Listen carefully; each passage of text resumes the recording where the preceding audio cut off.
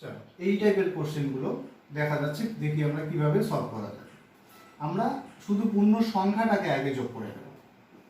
পূর্ণ সংখ্যাটা এখানে বলা হচ্ছে 20, কয়বার আছে 1 2 3 4, তাহলে 4টা 20 যোগ করলে কত হবে 80।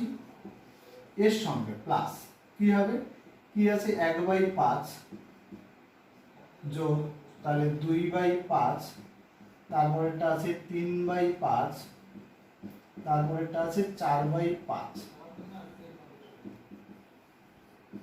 এইটার লসাগু যেহেতু সবগুলোই 5ই আছে, তাহলে 5ই হবে, তাহলে উপরের সংখ্যাগুলো শুধু যোগ হবে।